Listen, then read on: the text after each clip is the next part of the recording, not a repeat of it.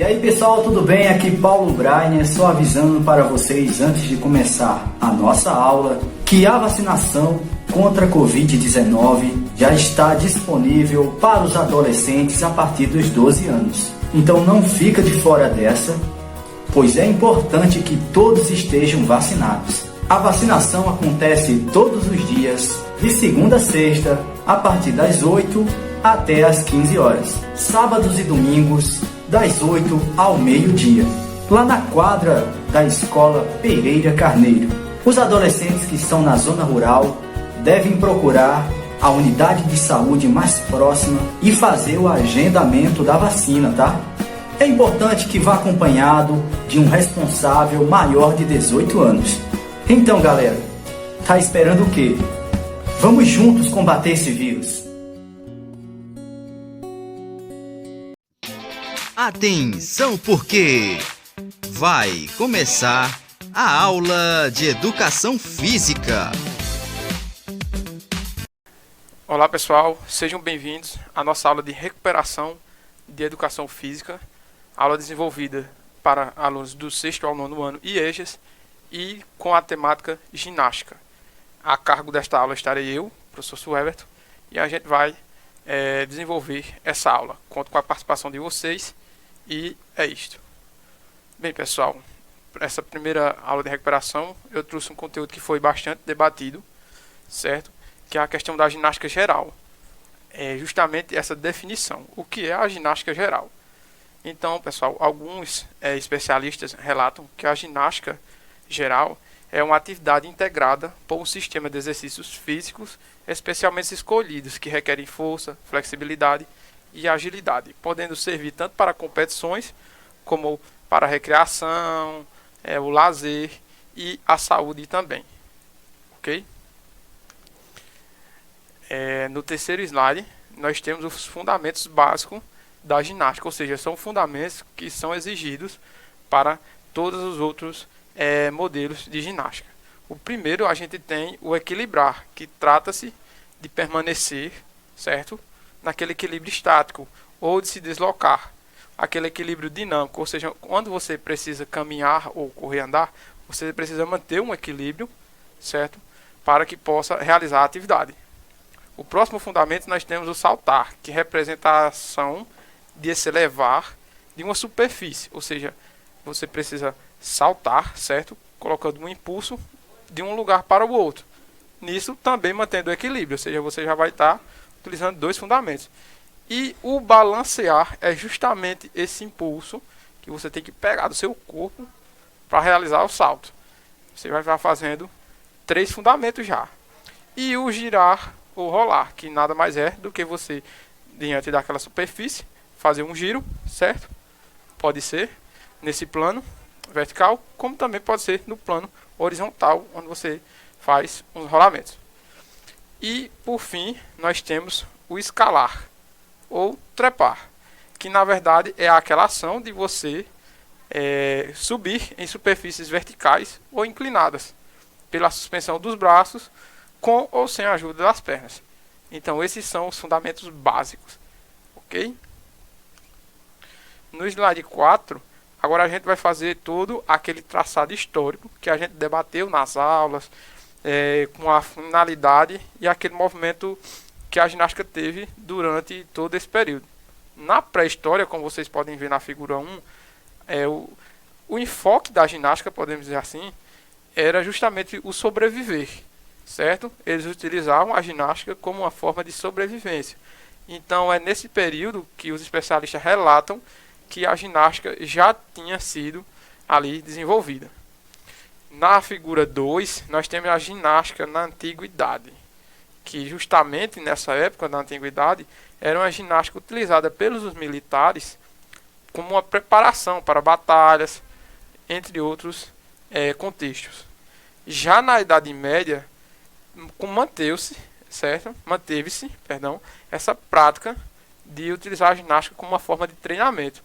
Porém, como a ginástica era algo que exercitava o corpo, ou seja, que mantinha o corpo belo, a igreja não gostou dessa ideia, porque a igreja via o corpo em exposição como um pecado.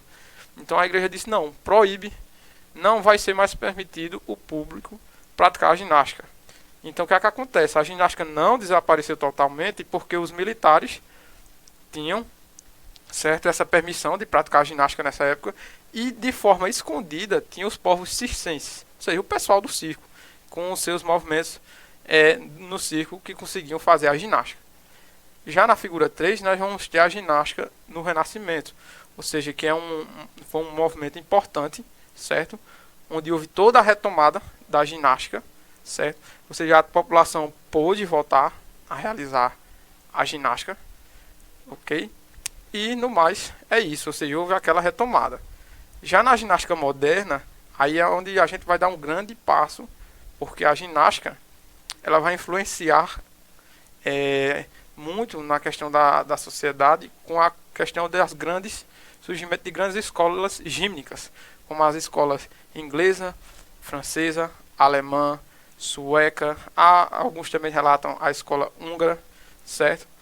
E a austríaca, que são as escolas importantes para a disseminação da ginástica por todo o globo.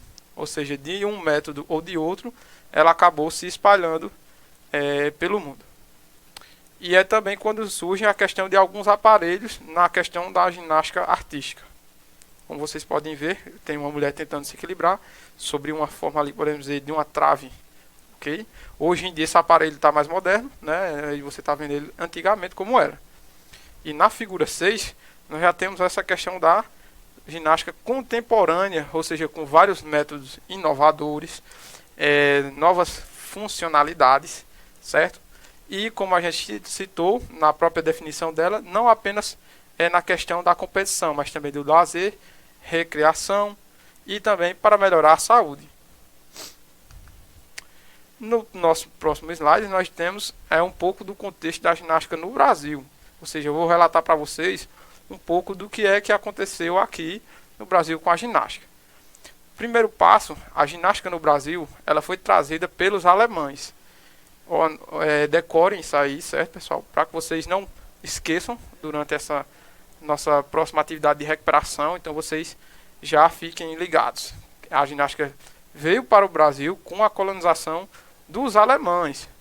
E lá na Alemanha foi justamente onde nasceu o Johann Friedrich Ludwig Hahn, que foi justamente, eu esqueci de falar para vocês, a escola gímnica alemã, que foi uma das principais e desenvolveu vários métodos para outros. Então esse cidadão, como vocês podem ver, o Johann Friedrich Ludwig, ele nasceu no norte da República Democrática Alemã e ficou conhecido mundialmente como o pai da ginástica olímpica, justamente por ter desenvolvido, certo, esses métodos. E dando continuidade um pouquinho do contexto no Brasil, a colonização que iniciou-se no Rio Grande do Sul, que é onde teve uma concentração maior dos alemães, ela se espalhou. E em 1951 foi onde houve a oficialização da ginástica olímpica aqui, certo? Com as federações do Rio Grande do Sul, Rio de Janeiro e São Paulo, que foram os principais polos aqui no Brasil. E agora também dando continuidade a outro conteúdo que foi trabalhado, essa questão da ginástica aeróbica, definição e origem.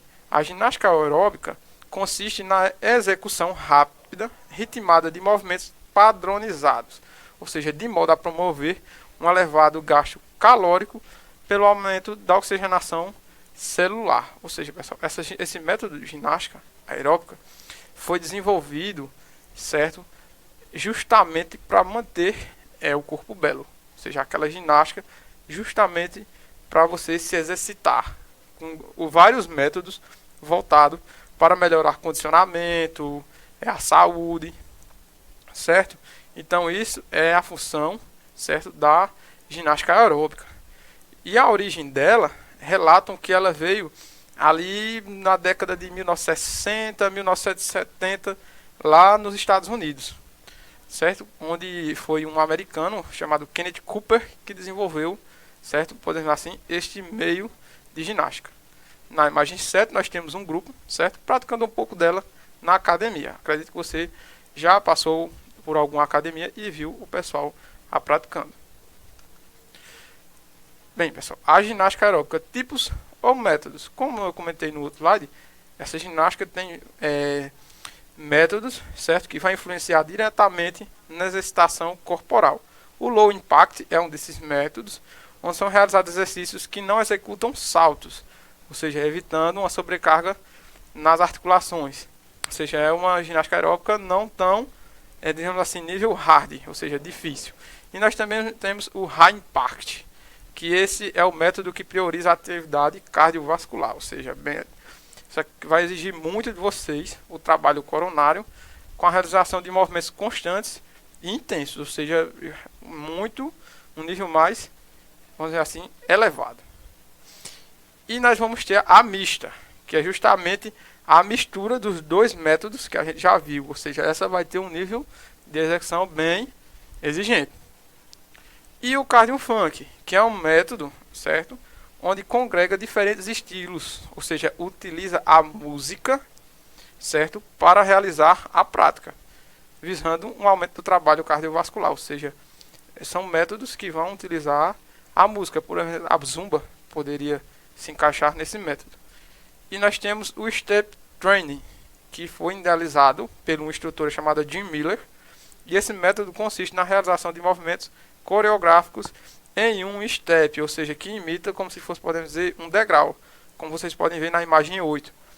Tem o degrau e a pessoa realiza os movimentos ou em cima ou em volta daquele aparelho.